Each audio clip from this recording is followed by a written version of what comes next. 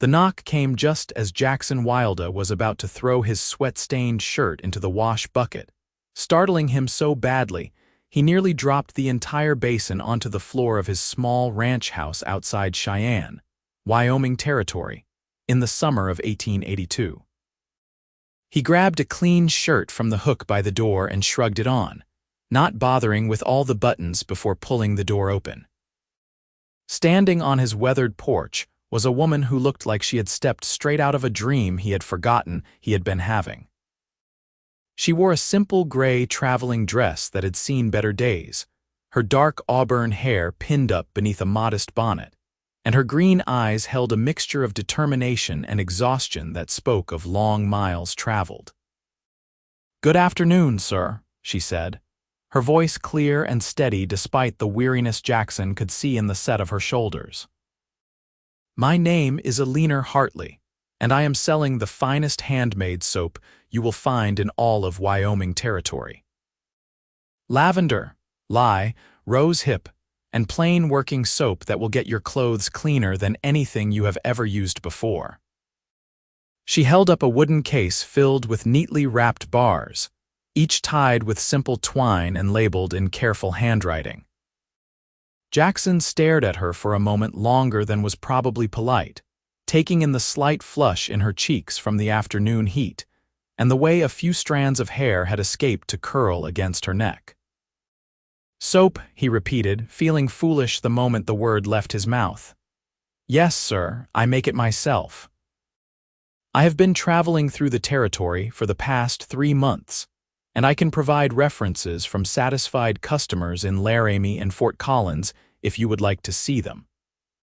She reached into her pocket, but Jackson held up his hand. "That will not be necessary," he said quickly. "How much for a bar?" 25 cents for the working soap, 40 cents for the lavender or rose hip." Jackson did some quick calculations in his head. He had been planning to ride into town next week to pick up supplies, and soap had been on his list. He usually bought whatever the general store had in stock, which was often harsh stuff that left his hands raw and his clothes smelling like nothing at all. "I will take a dozen bars," he heard himself say. 6 working soap and 6 of the lavender."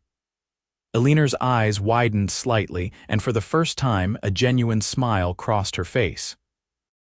It transformed her entirely, chasing away the exhaustion and revealing a beauty that made Jackson's chest tighten in a way he had not felt in years. "A dozen, that is very generous, sir. Let me get them wrapped up for you properly." She set her case down on the porch railing and began selecting bars, her hands moving with practiced efficiency.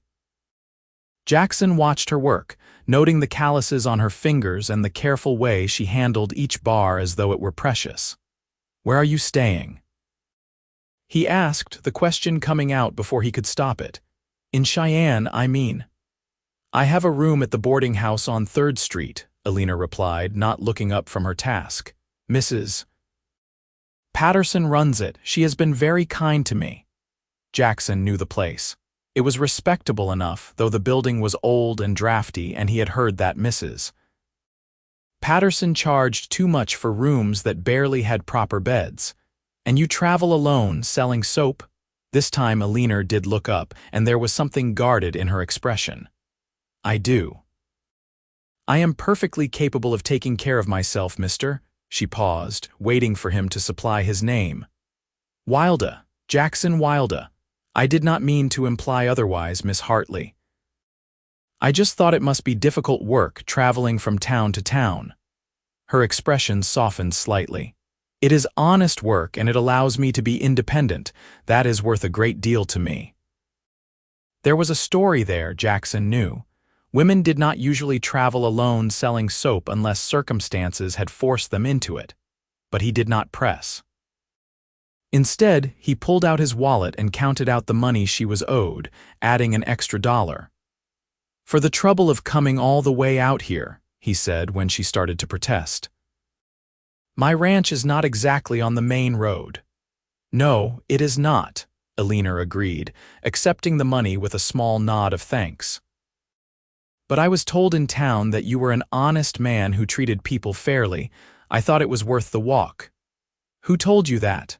"The shopkeeper at the general store, Mr. Henderson, I believe his name was.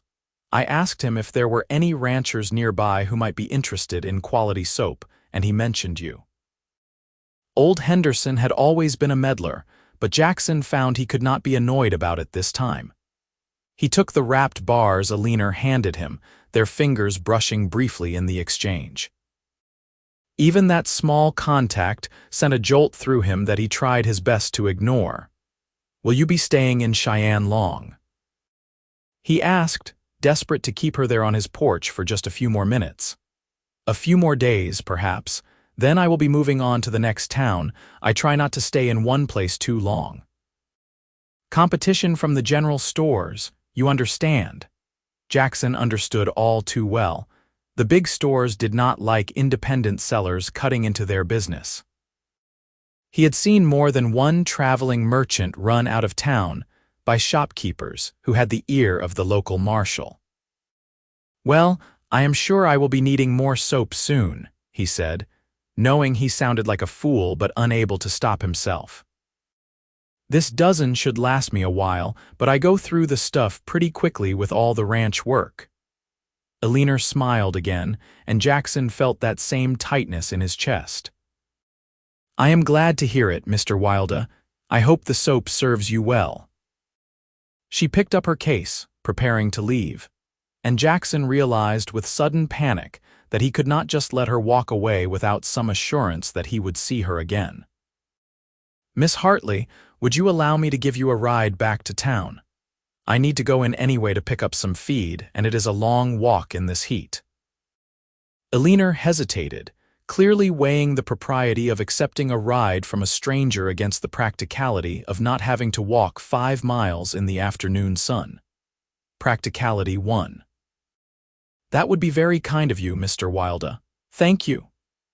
Jackson hitched up his wagon in record time, his hands moving automatically through the familiar task while his mind raced. He could not remember the last time he had felt this way about anyone, this immediate and overwhelming pull toward another person. It had been 3 years since his wife Sarah had died in childbirth, along with their son. 3 years of going through the motions of living without really feeling alive. And now here was Eleanor Hartley with her soap and her green eyes and her determined independence, making him feel things he thought he had buried along with his family. The ride into Cheyenne took about 45 minutes, and Jackson spent every second of it trying to memorize everything about the woman sitting beside him. The way she pointed out a hawk circling overhead, the sound of her laugh when one of the wagon wheels hit a particularly deep rut and nearly bounced them both off the seat, the careful way she talked about her soap-making process when he asked about it. "My mother taught me," she explained, holding onto the side of the wagon as they rumbled along the dusty road. "She learned from her mother and so on back as far as anyone can remember. It is simple enough in theory, but requires patience and attention to detail.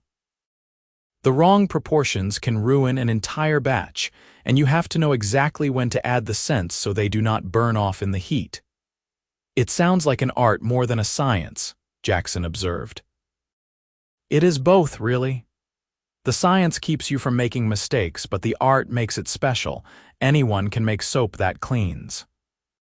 Making soap that people actually want to use, that makes them feel a little bit better about their day, that takes something extra." Jackson glanced over at her, seeing the passion in her face as she talked about her work. "You really love it." "I do. It is mine, you know." In a world where women have so little that truly belongs to them, this is mine. The recipes, the business, the freedom to go where I please and answer to no one, that means everything to me. There it was again, that hint of a deeper story. Jackson wanted to ask but held his tongue. If Eleanor wanted to tell him about her past, she would do so in her own time. They reached Cheyenne as the afternoon was beginning to cool into evening, the sun casting long shadows across the main street. Jackson pulled the wagon up in front of Mrs. Patterson's boarding house, a narrow two-story building squeezed between a dress shop and a lawyer's office. Thank you again for the ride, Mr. Wilde, Eleanor said, gathering her skirts to climb down, and for your business, you have been very kind. It was my pleasure, Miss Hartley, truly. She smiled at him one more time, then disappeared into the boarding house. Jackson sat there for a long moment, staring at the door she had gone through, before finally shaking himself and heading to the feed store. He conducted his business there in a daze, barely hearing what the clerk said to him, his mind full of auburn hair and green eyes and the sound of Eleanor's laugh. That night, back at his ranch, Jackson unwrapped one of the lavender soap bars and held it to his nose. The scent was subtle and clean, nothing like the harsh chemical smell of the soap he usually used.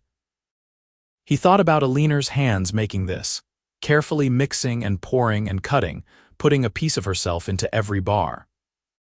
He set it carefully on the shelf above his wash basin and went to bed with the scent of lavender filling his small house. The next day, Jackson found himself inventing reasons to go into town. He needed nails, he told himself, and while he was there, he might as well check if the new tack he had ordered had come in, and if he happened to walk past Mrs. Patterson's boarding house a few times, well, that was just because it was on the way to everything else. He did not see Eleanor, though he looked for her everywhere.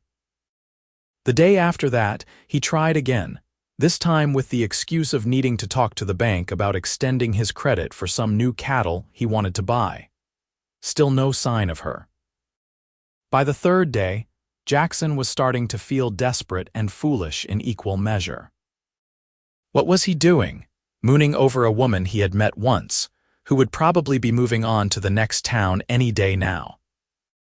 But on that third day, as he was walking past the general store, he saw her through the window. She was talking to Mr. Henderson, gesturing animatedly about something while the old shopkeeper shook his head. Even from outside, Jackson could see the frustration on Eleanor's face. He pushed through the door without thinking. "Problem, Henderson?" he asked, coming to stand beside Eleanor. The shopkeeper looked annoyed at the interruption. "No problem, Wilde. Just explaining to Miss Hartley here that I cannot have her selling soap to folks on the street outside my store. It is bad for business." "I was not selling on the street," Eleanor said, her voice tight with controlled anger. "I was simply walking past when Mrs. Chen stopped me to ask about my soap. I cannot help it if people remember me from my previous visits and want to make purchases." "Well, it looks bad, having you out there with your little case, drawing customers away from legitimate businesses." Jackson felt his own anger rising. "Seems to me Miss Hartley's business is just as legitimate as yours, Henderson. She is not breaking any laws by selling soap, and Mrs. Chen is free to buy from whoever she pleases." Henderson's face reddened. "Now see here, Wilde, this is not your concern. I am making it my concern. Miss Hartley is a friend of mine, and I do not appreciate seeing her harassed for doing honest work." Eleanor looked up at him with surprise, and something else he could not quite name. Henderson sputtered for a moment longer, then waved them both away. "Fine, but do not come crying to me when the other shopkeepers start making trouble. We look after our own in this town." Outside, Eleanor turned to Jackson with an expression that was equal parts grateful and exasperated. "You did not need to do that, Mr. Wilde. I can handle men like Henderson." "I am sure you can, Miss Hartley, but that does not mean you should have to do it alone." They stood there on the wooden sidewalk, people flowing around them, and Jackson realized this was his chance. If he did not say something now, Eleanor would leave Cheyenne and he would never see her again. "Miss Hartley, Eleanor, would you do me the honor of having dinner with me tonight? There is a decent restaurant on 5th Street, the one that serves actual vegetables with their steak instead of just beans. I would very much like to continue our conversation from the other day." Eleanor studied him for a long moment, and Jackson held his breath. He could see her weighing the decision, considering all the reasons why it might not be proper or safe or wise to have dinner with a man she barely knew. "All right," she said finally. "But only if you stop calling me Miss Hartley. If we are going to be friends, you should call me Eleanor." "Jackson," he replied, unable to keep the grin off his face. "And I will pick you up at 6 if that suits you." "6 is perfect." Jackson walked away feeling like he was floating several inches off the ground. He had a date. An actual date with Eleanor Hartley. The afternoon could not pass quickly enough. He went back to his ranch and did something he had not done in 3 years. He took a proper bath in the middle of the day, heating water on the stove and filling the big copper tub in the corner of his bedroom. He used one of Eleanor's lavender soap bars, working up a rich lather that smelled better than anything he could remember. He shaved carefully, trimmed his hair as best he could without a proper mirror, and put on his best shirt, the dark blue one Sarah had made for him years ago that he only wore to church and funerals. By 5:30, he was back in town, having driven his wagon faster than was probably safe. He stabled the horses and walked to the boarding house, arriving at precisely 6 o'clock. Eleanor was waiting for him on the porch, and Jackson's breath caught in his throat at the sight of her. She wore a dress of deep green that brought out the color of her eyes, and her hair was done up in a way that showed off the elegant line of her neck. She was not beautiful in the conventional sense, Jackson realized. Her features were too strong, her jaw too determined, her hands too work-worn. But there was something about her that drew him in completely, made him unable to look away. "You clean up nicely, Jackson Wilde," Eleanor said with a teasing smile. "I could say the same about you, Eleanor Hartley." The restaurant was busy but not crowded, and they managed to get a table by the window.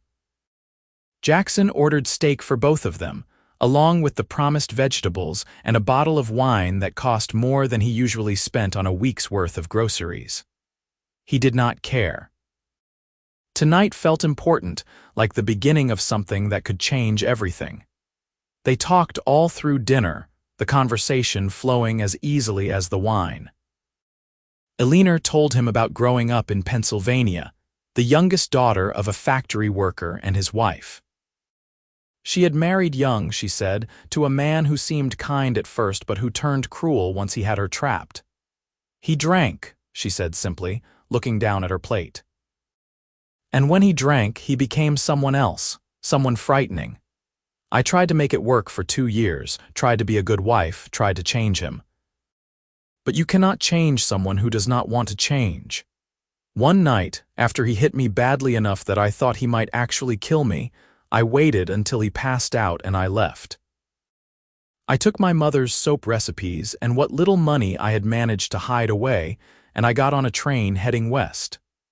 Jackson reached across the table and took her hand. "I am sorry you went through that. Do not be. It made me who I am. It taught me that I am stronger than I thought, that I can take care of myself. I have been on my own for almost a year now, and I have never been happier. I am free, Jackson, truly free, and I will never give that up for anyone." There was a warning in her words, Jackson knew. She was telling him not to expect her to give up her independence, not to think that a few dinners would make her willing to settle down and become someone's wife again. And the strange thing was, he understood, he respected it even. "I would never ask you to," he said honestly. "Your freedom is part of what makes you remarkable." Eleanor looked at him with surprise, then squeezed his hand gently before letting go.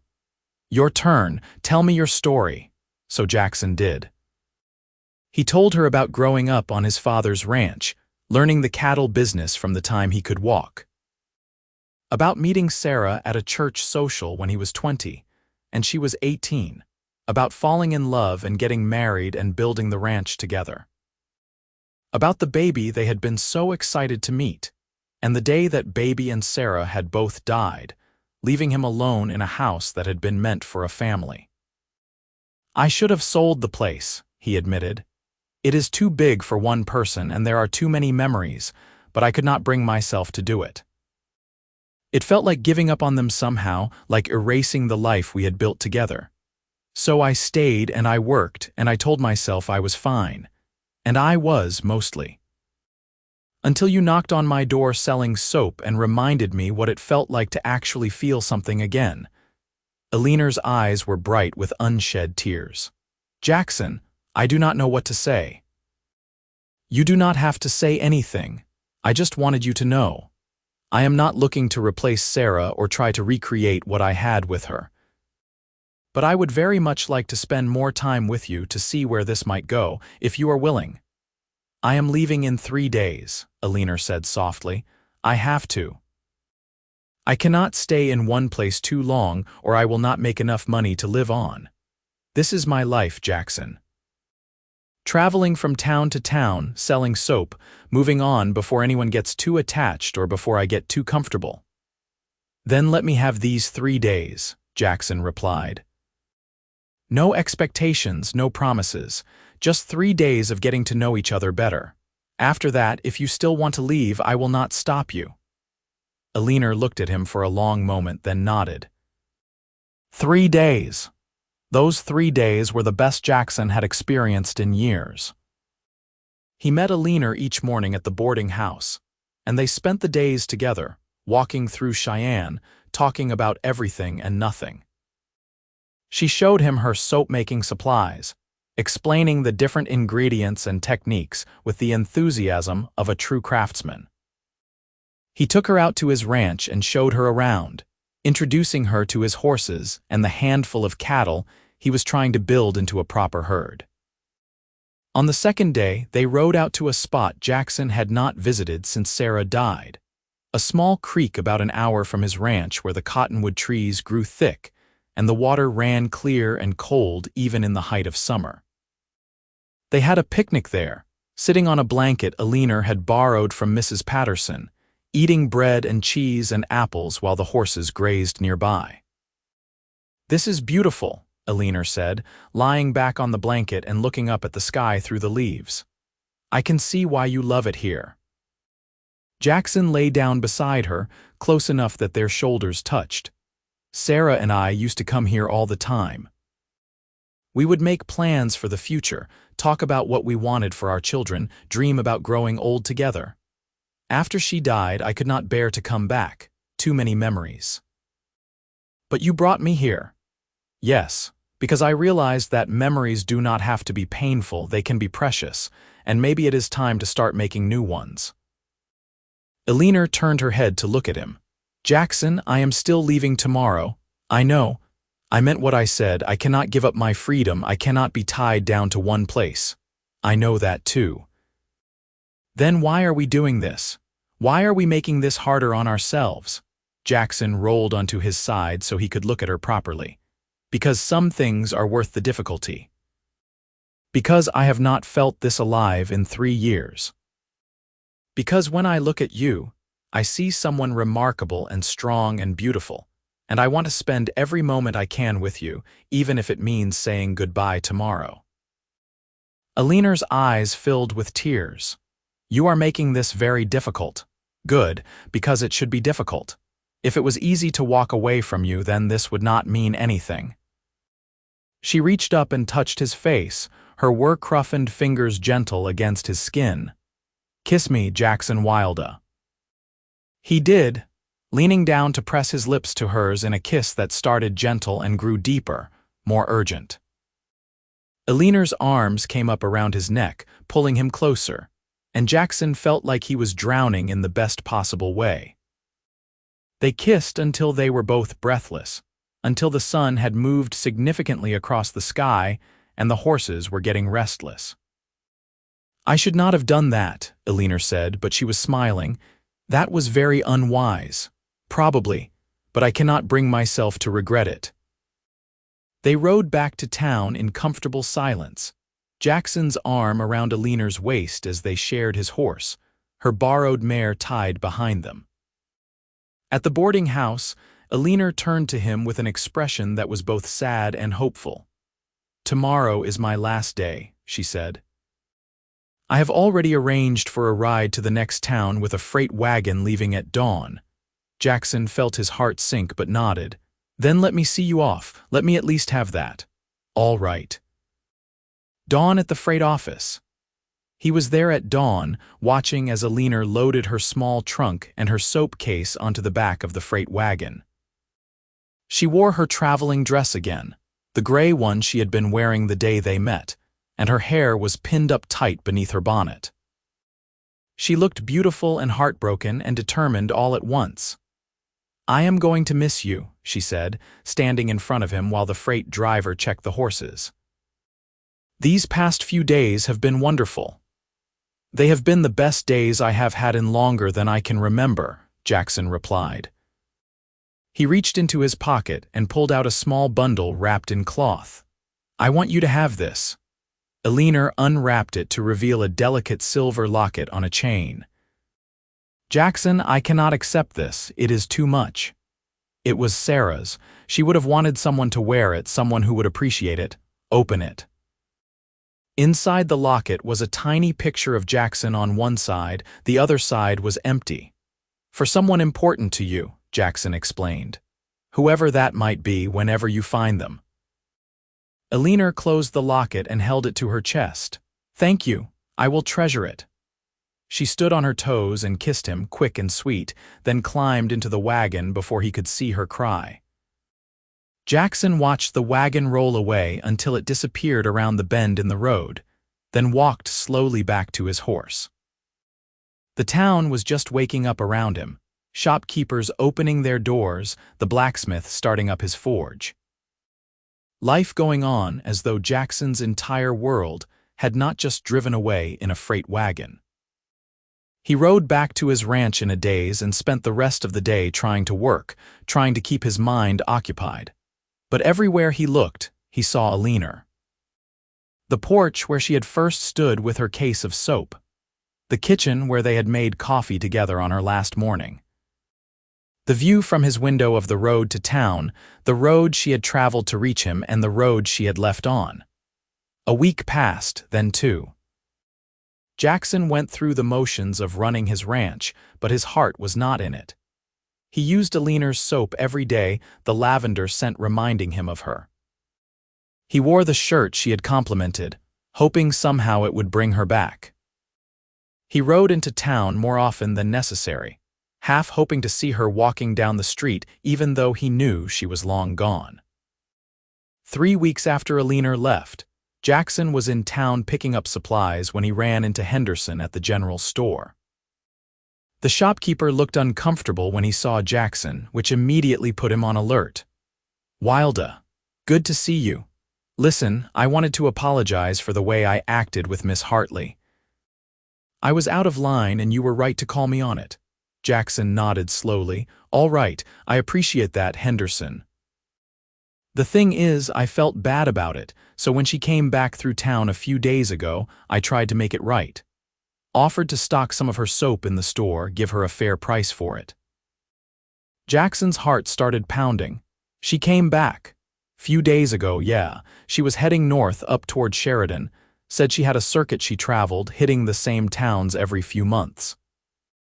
I thought you might want to know, seeing as how you two seemed friendly. Jackson barely heard the rest of what Henderson said.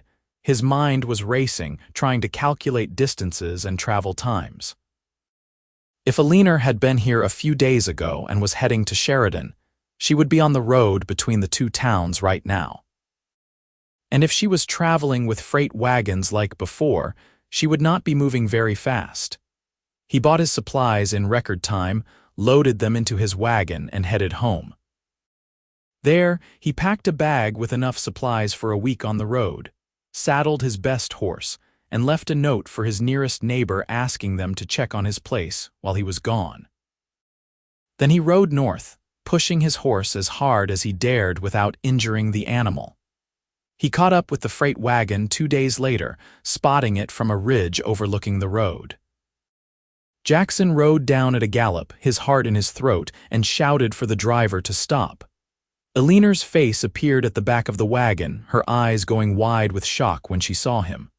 Jackson. "What are you doing here?" He dismounted and strode to the back of the wagon, barely aware of the freight driver watching with interest. "I came to find you. I came to tell you that I have been miserable every single day since you left, that my ranch feels empty without you, that I cannot stop thinking about you. Jackson, we talked about this. I cannot give up my freedom, I cannot settle in one place. I know, so I am not asking you to." Eleanor climbed down from the wagon, standing in the dusty road to face him. "Then what are you asking?" "I am asking you to let me come with you. I can sell the ranch or lease it to someone to run while I am gone. I have enough saved that I can afford to travel for a while. We could work together, you selling soap and me doing whatever work I can find along the way. I am good with horses, good at fixing things. People always need help with those things.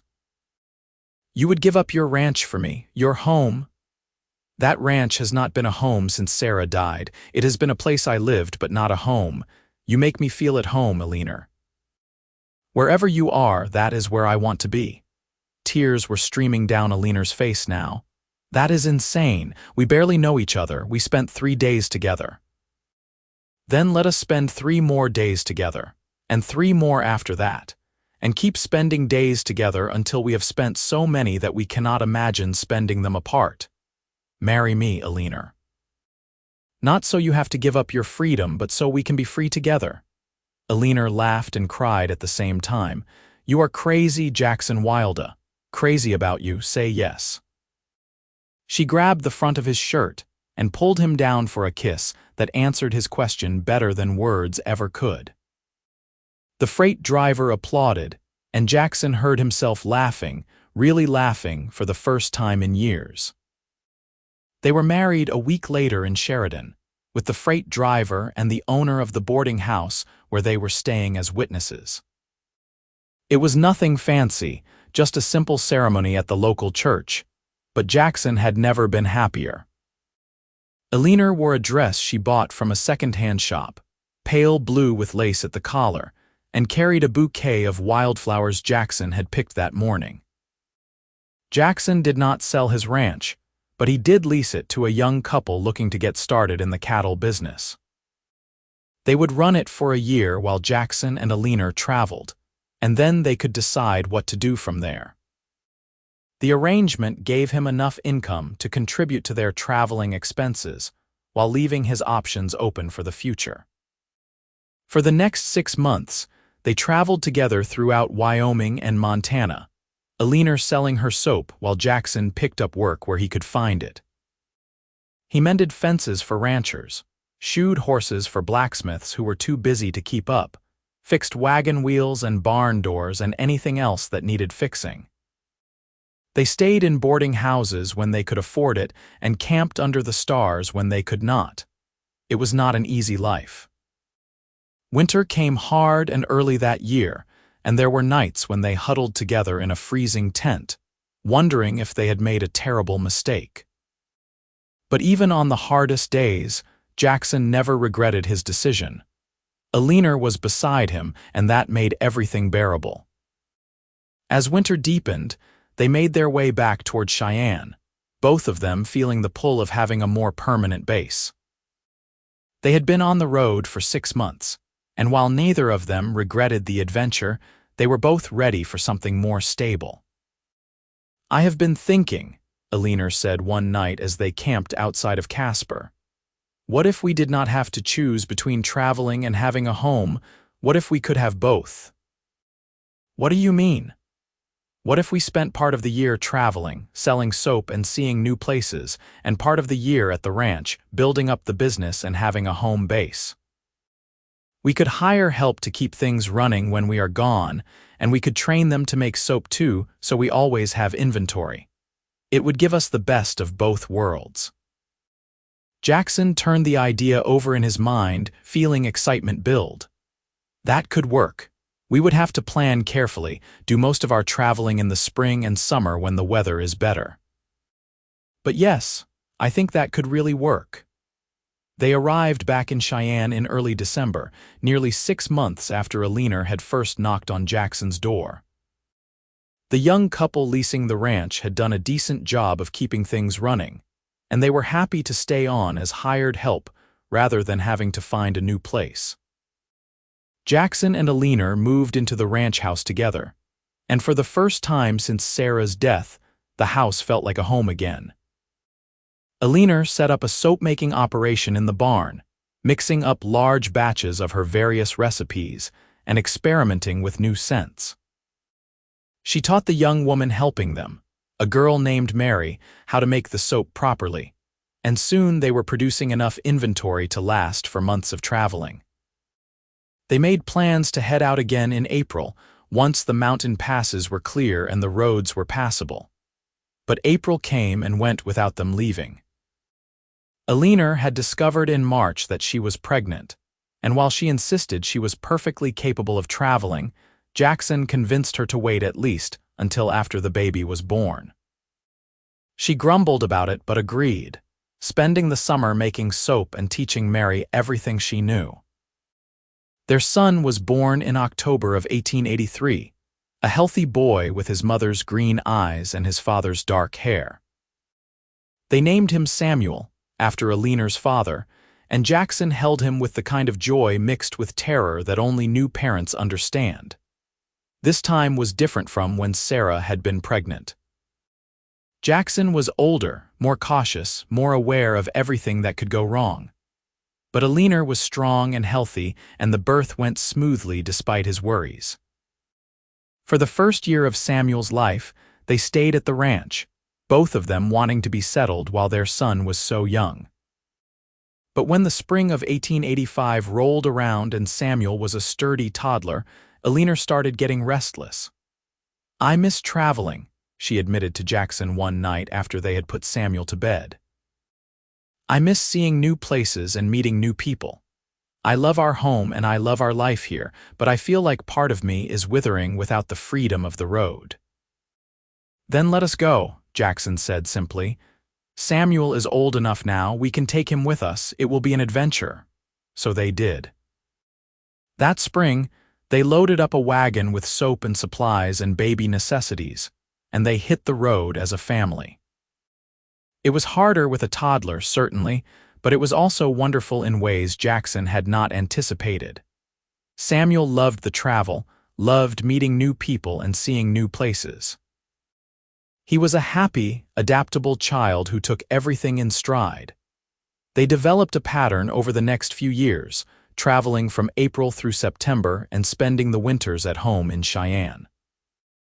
Mary and her husband ran the ranch while they were gone, and Eleanor trained several other women in town to make soap during the winter months, creating a small business that employed half a dozen people by the time Samuel was 5 years old. In 1888, Eleanor gave birth to their daughter, whom they named Sarah after Jackson's first wife. Jackson had been hesitant to suggest the name, worried it might seem like he was trying to replace his lost love, but Eleanor had insisted. "She was important to you, and she made you the man I fell in love with," Eleanor said. "Our daughter should carry her name." With 2 children, traveling became more complicated but no less rewarding. Sarah was a quiet, observant child who watched everything with wide eyes and asked endless questions. Samuel, now 6, took his role as big brother seriously, always making sure his little sister was safe and happy. The years passed in a blur of travel and home, of soap making and ranch work, of raising children and building a life together. Jackson's ranch grew more prosperous, partly from his own hard work and partly from Eleanor's business acumen. She had a gift for understanding what people wanted and how to give it to them, and she expanded her soap business to include other products. Lotions and perfumes and candles, all made with the same care and quality as her original soap.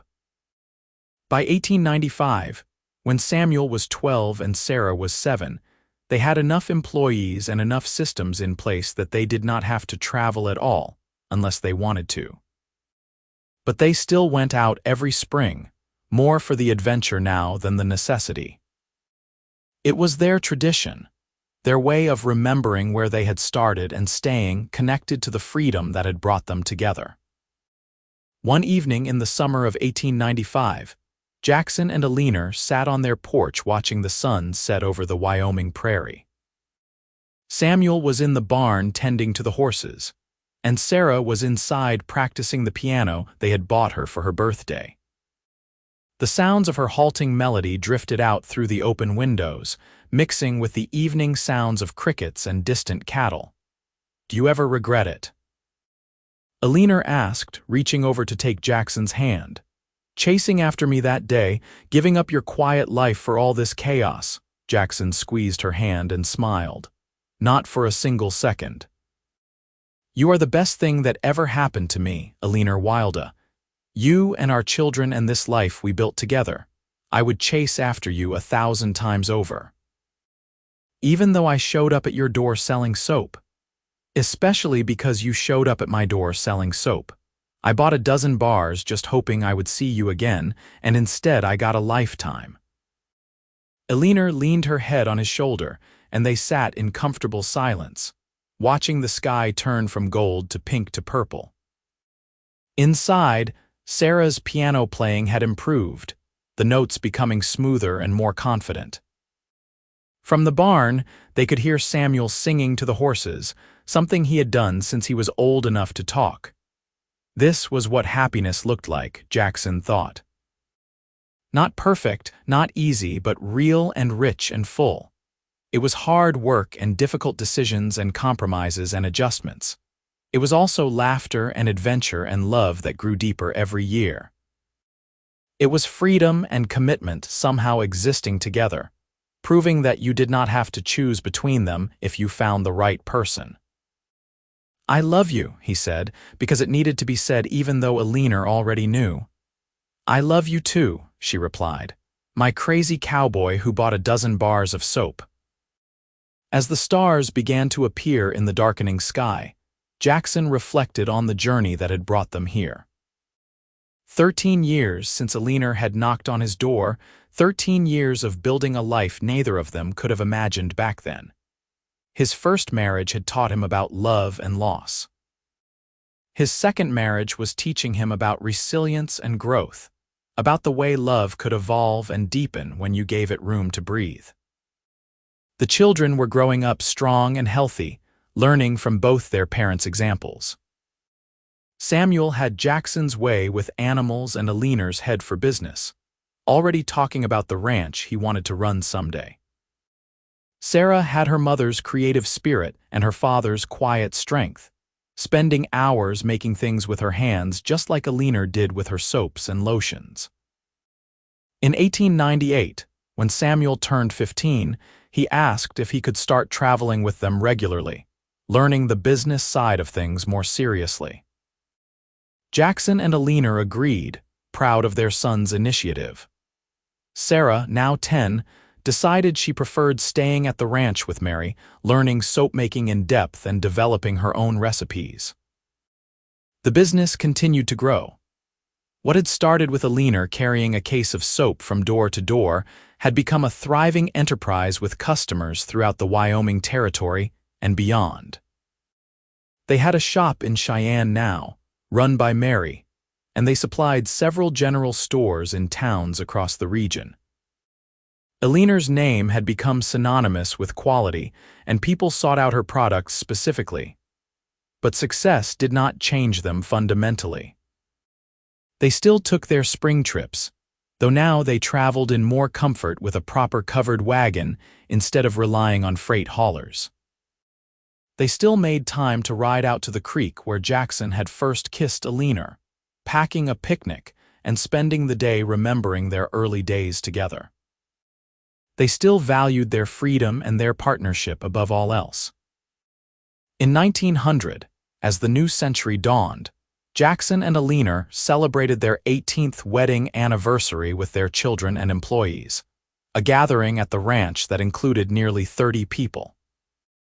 Looking around at the faces of everyone who had become part of their extended family, Jackson felt a profound sense of gratitude. Samuel, now 17, stood tall and confident beside a girl from town he had been courting. Sarah, 14, showed off the new soap recipes she had been developing, her eyes bright with excitement.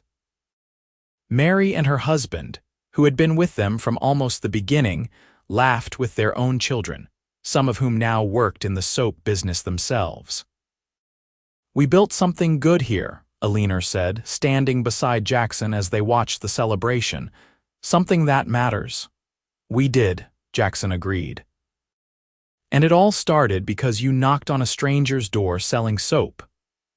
And because that stranger was crazy enough to buy a dozen bars," Eleanor added with a smile. They had grown older together, Jackson now in his mid-40s and Eleanor approaching 40. There were silver threads in Eleanor's auburn hair and lines around Jackson's eyes. But when Jackson looked at his wife, he still saw the determined woman who had stood on his porch 13 years ago, still saw the beauty that had taken his breath away. The party continued late into the night, with music and dancing and stories told around the fire. Jackson danced with Eleanor under the stars, the same stars that had watched over them during their early travels, the same stars that had seen them fall in love and build a life and create something lasting. As the celebration wound down and guests began heading home, Samuel approached his parents with a nervous expression. "Pa, Ma, can I talk to you both?" They stepped aside from the remaining guests and Samuel took a deep breath. "I want to ask Rebecca to marry me. I know I am young still, but I am sure about her.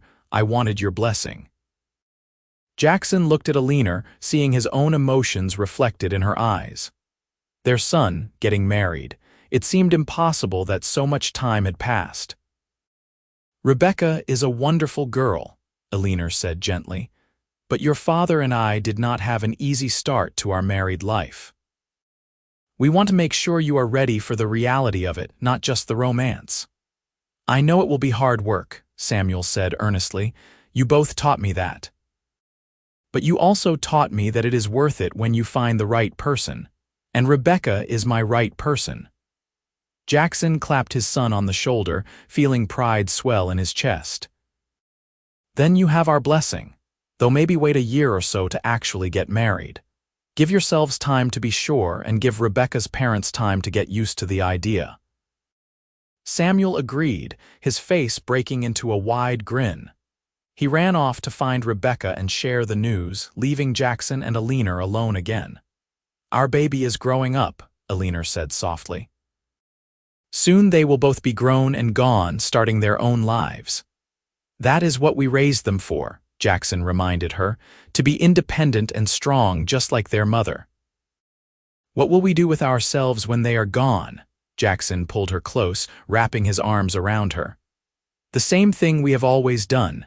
Keep traveling, keep working, keep loving each other. Maybe take longer trips, see places we have not been yet. Maybe finally visit that ocean you are always talking about." Eleanor looked up at him with excitement. "Really? You would do that?" "I would do anything with you, Eleanor. Have I not proven that by now?" Samuel and Rebecca were married in the spring of 1901, a beautiful ceremony at the church in Cheyenne. The young couple moved into a small house on the edge of Jackson's property, Samuel taking over more and more of the ranch work while learning the business side from his mother. Rebecca proved to be a natural at soap making, bringing her own ideas and innovations to the company. Sarah, now 15, was becoming a beautiful young woman with her own dreams and ambitions. She wanted to go to Denver to study chemistry, believing she could improve Eleanor's recipes with more scientific knowledge. It terrified Jackson to think of his daughter so far away, but Eleanor supported the idea wholeheartedly. "We raised her to be independent," Eleanor reminded him when he expressed his concerns. "We cannot hold her back just because we are afraid." So in the fall of 1902, they took Sarah to Denver and enrolled her in a special program for women interested in the sciences. Saying goodbye to her was one of the hardest things Jackson had ever done, but he was also incredibly proud of her courage and ambition. With both children launched into their own lives, Jackson and Eleanor found themselves alone together for the first time in nearly 20 years. It was strange at first, the house seeming too quiet without the children's voices and footsteps. But it was also wonderful, giving them the freedom to focus on each other in a way they had not been able to do since Samuel was born. They traveled more extensively, taking months-long trips to places they had never been. They went to California and saw the ocean, standing on the beach in San Francisco with their hands clasped together, watching the waves roll in. They went to Texas and New Mexico, exploring the different landscapes and cultures of the Southwest. They went to Denver regularly to visit Sarah, watching with pride as she excelled in her studies. In 1904, Samuel and Rebecca had their first child, a boy they named Jackson after his grandfather. Holding his grandson for the first time, Jackson felt the circle of life completing itself. He was a grandfather now, watching his son experience the same joys and fears he had experienced as a young father. Sarah returned from Denver in 1905 with a certificate in chemistry and a head full of ideas for improving the soap business. She worked alongside her mother, developing new products that were even better than the originals. The business continued to thrive, expanding beyond Wyoming into neighboring territories. By 1908, Jackson was in his early 50s and Eleanor was nearing 50. They had been married for 23 years, had built a successful business, raised two incredible children, and were now watching their grandchildren grow. Samuel and Rebecca had two children now, young Jackson and a baby girl named Eleanor. Sarah had married a professor from Denver and was expecting her first child. Jackson and Eleanor still traveled every spring, though they did not go as far or stay away as long as they used to. The ranch was home in a way it had not been before, filled with family and laughter and love. They had hired a manager to handle the day-to-day operations, giving them more freedom while ensuring everything ran smoothly. One evening in the summer of 1910, Jackson and Eleanor sat on their porch watching their grandchildren play in the yard. Samuel's children were older now, young Jackson nearly 6 and little Eleanor 4. Sarah's daughter, a toddler named Mary after the woman who had been so important to their family, wobbled around on unsteady legs while her parents watched carefully. "Did you ever imagine this?" Eleanor asked, her hand in Jackson's as always. "When you chased after me on that freight wagon, did you imagine this life?" Jackson thought about it, watching the children play in the golden evening light. "I imagined loving you, I imagined us being together. But this, all of this, is better than anything I could have imagined. Do you ever think about her?" Eleanor asked gently. "About Sarah and your son?" "Sometimes," Jackson admitted. "But not with the pain I used to feel. Now it is just a quiet sadness, a memory of something precious that I had and lost. They made me who I am, just like you made me who I am. I carry them both with me." Eleanor squeezed his hand. "I am glad. They deserve to be remembered." "And you deserve to be loved," Jackson said, "every single day for the rest of my life." They sat in comfortable silence, watching their family.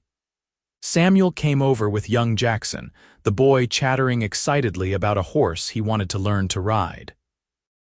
Sarah and her husband sat on a blanket in the grass, their daughter between them, looking like the picture of contentment. Rebecca was in the kitchen with Mary, preparing dinner for everyone, their voices drifting out through the open windows. This was what Jackson had never known he was missing back when he lived alone in this house, going through the motions of life without really living. Eleanor had given him back his ability to feel, to hope, to love. She had given him a family and a purpose and a joy that filled every corner of his life. As the sun set and the family gathered for dinner, filling the house with noise and warmth, Jackson looked around the table at all the people he loved.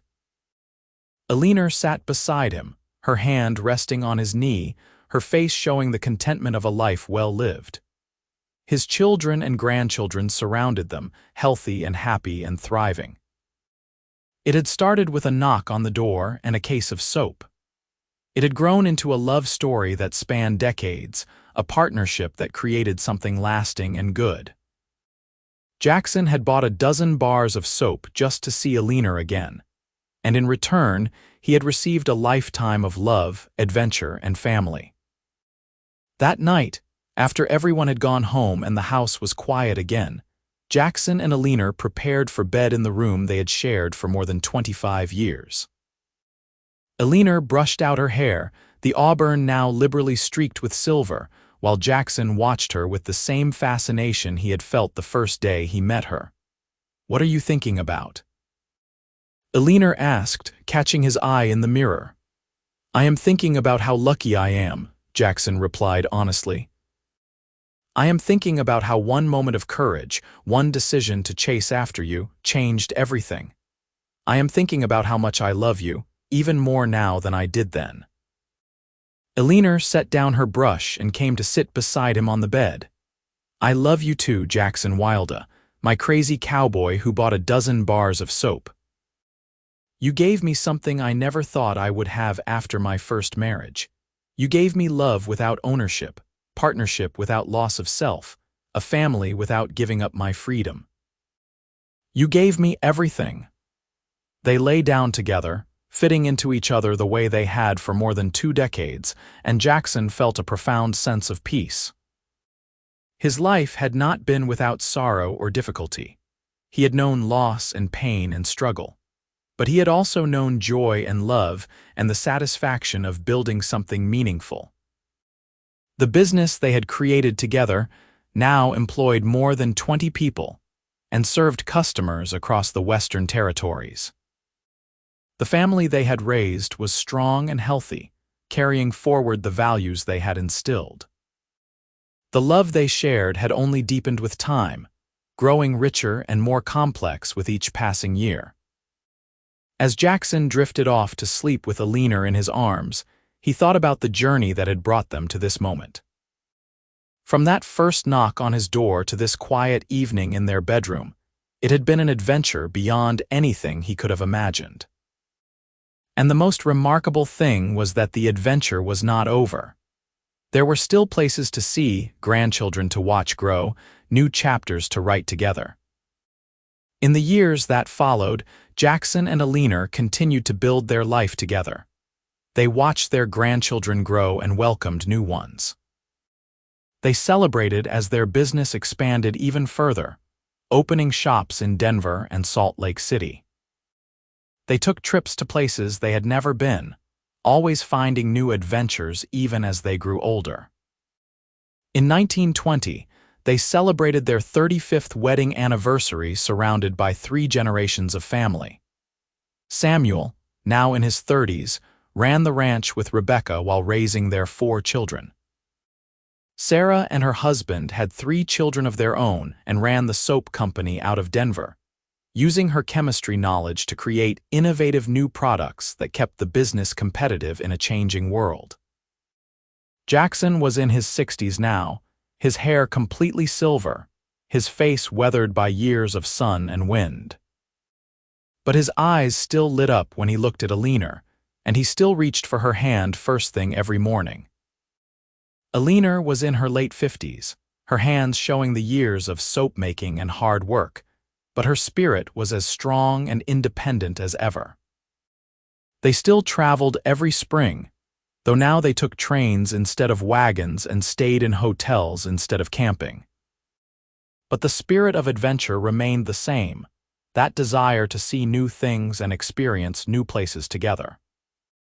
They had never stopped being the people who found freedom in each other rather than in spite of each other.